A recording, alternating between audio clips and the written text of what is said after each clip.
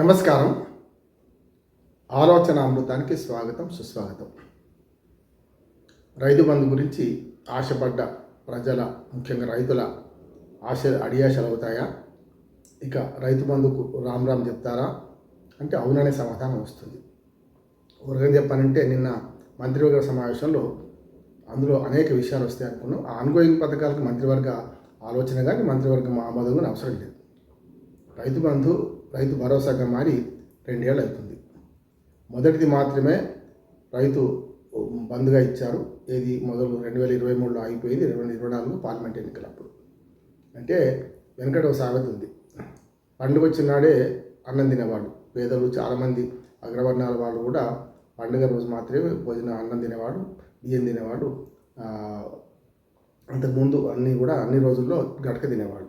తెలంగాణలో అయితే ఎన్టీ రామారావు గారు వచ్చినాక 2 రూపాయల బియ్యం వచ్చినాక కొంత అయింది. ఇప్పుడు సన్న బియ్యం వచ్చిన తర్వాత పేదలేమో అన్నం తింటున్నారు, పెద్దలేమో మళ్ళీ రొట్టెలకు, జొన్న రొట్టెలకు, జావకు, మొత్తం మీద వెనకటి అలవాట్లు పెద్దలకు అలవాట్లేని, పెద్దలకు పేదల అలవాట్లేని. అంటే ఎవరికి చూడడానికి మనం చూస్తున్నాం. సరే, అది వేరే సంగతి. ఇవాళ ఏదైతే మన రైతు బంధు విషయానికి వస్తే, రైతులకు హామీ ఇచ్చింది కాంగ్రెస్ పార్టీ. బిచ్చవేస్తున్నారా మీరేమైనా? మీరు 2 పంటలకి ఇస్తున్నారు, 3 పంటలు పడితే కదా, 3 పంటలకి ఎందుకు ఇవ్వద్దు. మీరు 10,000 వేస్తున్నారు, పంటకు 5,000 చొప్పున 15,000 వేస్తాం, మేము 3 పంటలకు వేస్తామన్నారు. 2 పంటలకు ఇచ్చినా 2 విడతలలో 7,500 ఇస్తామని కూడా ఆశ చూపించారు. చివరికి ఏమైంది? 100 గ్యారెంటీలో ఇది కూడా మాటలు కలిసిపోయింది. చివరికి ఆశ పెడుతూ ఎన్నికలు ఎప్పుడు వస్తే అప్పుడే రైతు బంధు అంటున్నారు. అందుకని చెప్పాను కదా, పండుగ నాడు జయబోవి తినేవాళ్ళు చాలా వర్గాలు గతంలో అని చెప్పాను. ఇప్పుడు రైతు బంధు, రైతు భరోసా రావాలంటే ఎన్నికలు రావాలి. ఎన్నికలు లేకపోతే రైతు భరోసా ఉండదు. కనుక మొదటి విడత వేసిన తర్వాత, వీళ్ళు వచ్చిన తర్వాత 12వ విడత పార్లమెంట్ ఎన్నికల ముందు వేశారు. తర్వాత ఎప్పుడైతే 2024 ఏప్రిల్లో రావాల్సింది 2023 బాబతి వేశారు. అందరికి వేశారు. గుట్టలు, రాళ్ళు, రప్పలు. అప్పుడు కేసీఆర్ జమానాలో ఏం జరిగిందో అదే వచ్చింది. తర్వాత సంస్కరించే క్రమంలో చూసుకుంటే మళ్ళీ ఇంకొక విడత ఎప్పుడు వేశారు? 2025 జనవరిలో వేశారు. అంటే మళ్ళీ అప్పుడే. ఆ తర్వాత ఆ 2 విడతల తర్వాత మళ్ళీ ఇంకొక విడతనేమో ఎప్పుడు ఏదైతే మూడోసారి అన్ని అంటే గుట్టలు, రాళ్ళు తీసేసి ఆఖరికి ఇళ్ల పక్కన ఉన్న పంట పొలాలను కూడా పక్కన పెట్టి మూడో విడత సగం వేశారు. ఇది జరిగింది మొత్తం. అంటే ఇప్పటిదాకా ఎన్ని విడతలు బాకీ ఉన్నది? 2023లో చివరిలో ఒకటి కేసీఆర్ ప్రభుత్వం బాకీ ఉన్నది 7,500 కోట్లు. వాళ్ళు తయారు చేసి పెట్టిపోతే సరే, కాంట్రాక్టర్లు వాడుకున్నారు. ఏం చేశారు? మొత్తం మీద 6 నెలల తర్వాత వేశారు. తర్వాత వేసింది వీళ్ళ స్వయంగా రైతు భరోసా కింద వేసినాయి 2 విడతలు మాత్రమే. ఇప్పుడు మరి 2024 2 విడతలు అవి వచ్చినట్టు లెక్క. 2025లో 2 విడతలు రావాల్సింది. ఏప్రిల్లో ఒకటి, డిసెంబర్లో ఒకటి. ఈ 2 ఇప్పటికి దిక్కులేదు కదా. 2025లో 2 విడతలు ఇప్పటికి దిక్కులేదు.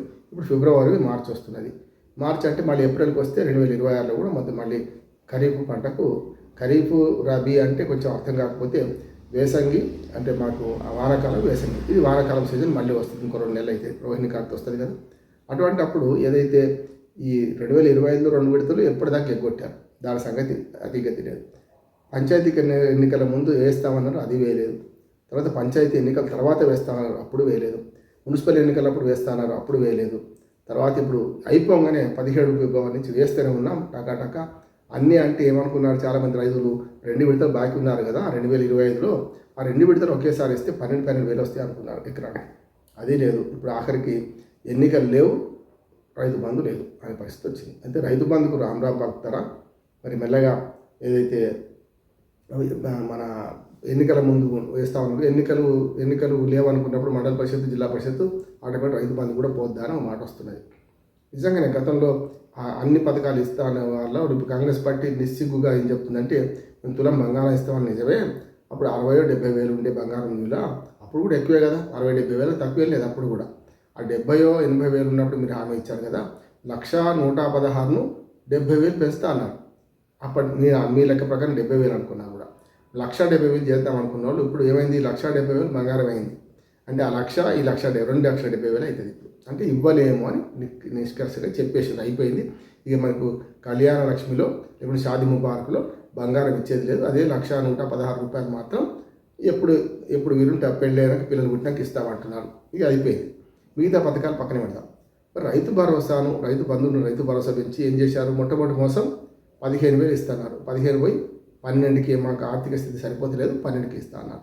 12 పోయి ఏం చేశారు? 12 కూడా ఎందుకు పెంచారంటే దానిలో మతలం ఉంది. మొత్తం అన్నిటికీ వేస్తే ఎంత ఖర్చు అవుద్దో, అంటే గుట్టలు రాళ్ళు ఏమి సీలింగు ఏం తీయకుండా, అంటే దాని మీద ఏం సీలింగ్ పెట్టకుండా ఎన్ని ఎకరాలకైనా ఇస్తాం, గుట్టలు రాళ్ళైనా సరే, రియల్ ఎస్టేట్కైనా, పెట్రోల్ బంకులకైనా పడ్డది కరెక్టే.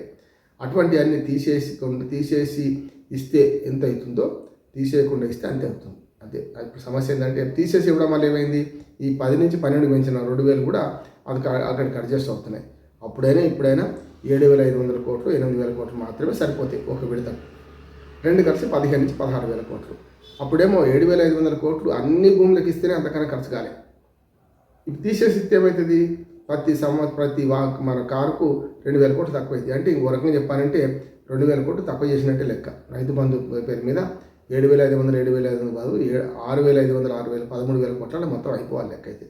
కానీ 9,000 కోట్లు అవుతున్నట్టు. ఎక్కడి నుంచి వచ్చినట్టు మరి? భూమి పెరిగిందా లేకుంటే ఇంకేమైనా జరుగుతుందా? గొట్టాల ఆలోచన చేయాలి కదా. అందుకని రైతు బంధు, రైతు భరోసాగా మార్చిన తర్వాత ఇప్పటికి 2 విడతలు బాకీ ఉన్నది. మొత్తం 5 విడతలు ఇప్పటిదాకా రావాల్సిందే. ఇంకొక 2 నెలలు అయితే 6వ విడత కూడా మొదలవుతుంది వీళ్ళు వచ్చిన తర్వాత. కనుక అట్లా చూసుకుంటే 3 విడతలు ఇచ్చారు, ఇంకా 2 విడతలు బాకీ ఉన్నది. వచ్చే విడత వస్తే మళ్ళీ 3 బాకీ, అంటే సగం ఎగ్గొట్టినట్టే కదా. కనుక ఇప్పటికైనా సరే ఎన్నికలకు, రైతు బంధుకు, రైతు భరోసాకు, ఎన్నికలకు ముడిపెట్టకండి. ముడిపెట్టకుండా ఇప్పటికైనా సరే మీరు ఇచ్చిన మాట పేరకు 15,000 ఇవ్వమని అయిపోయింది. ఎవరు ఆశ తలుచుకున్నారు? పెడతానంటే ఆశ, కొడతానంటే భయంతో ఓట్లేశారు. ప్రజలు కూడా ఇంకా 3 ఏళ్ళు మీద ఆశపడుతున్నారు. అందుకని పంచాయతీ ఎన్నికలైనా, మున్సిపల్ ఎన్నికలైనా మీరు ఆశ పెట్టి మీరు ఇస్తామని అంటున్నారు కనుక ఆశపడి ఓట్లు వేస్తున్నారు. ఇప్పటికైనా సరే ఓట్లు వేయించుకున్నాక బోడి మల్లన్న, ఓట్లు వేయకుంది ఓడమల్లన్న అనే సంధాన పోతున్నారు. కనుక ఇప్పటికైనా ఈ ప్రభుత్వం విజ్ఞప్తి ఏంటంటే రుణమాఫీ కంటే రైతు బంధు మంచిది, రైతు భరోసా మంచిది. ఎందుకంటే పరపతిని పెంచుతుంది. టైంకి ఆ ఎరువు బస్తాలో లేకుంటే కూళ్ళో, నాటు కూళ్ళో ఏమైనా తెచ్చుకోవడానికి వీలవుతుంది. కనుక ఇప్పటికైనా సరే ఆ 2 బాకీ అయినా తీర్చండి, ఇంకా ముందనే పోనీయండి. అంటే 12,000 చొప్పున ఎకరానికి ఇప్పుడైనా సరే వేస్తే మంచిది. లేకపోతే ఇప్పుడు ఏమన్నారు? మిమ్మల్ని ఓట్లు వేస్తూనే ఉంటారు. మీరు మళ్ళీ మండల పరిషత్, జిల్లా పరిషత్ ఎన్నికలు పెట్టినా కూడా ఓట్లు వేస్తూనే ఉంటారు. కానీ రేపు పొద్దున అసెంబ్లీ ఎన్నికలప్పుడు మీకు ఖచ్చితంగా షాక్ జరుగుతుంది. అది ఆలోచన చేయాలి. గతంలో బీఆర్ఎస్ ప్రభుత్వం కూడా అట్లాగే పోయింది. పథకాల గురించి పోయింది కాదు, అవినీతి, అహంకారం రెండింటితో పోయింది. ఇప్పుడు మీకు అవినీతి ఉంది, అహంకారం కూడా పెరిగింది. ఇంకొక 3 ఏళ్ళు కూడా టైం లేదు మీకు, 2.5 ఏళ్ళే ఉంది. 2 ఏళ్ళ తర్వాత కర్రు కాల్చి ప్రజలు వాత పెడతారు. మీరు ఓడిపోతారని నేను అంటలేదు, ఓడిపోతారా గెలుస్తారా ఆనాటి పరిస్థితులు బట్టి ఉంటాయి. కానీ తప్పక దానికి తగిన శాస్తి అనుభవించక తప్పదు.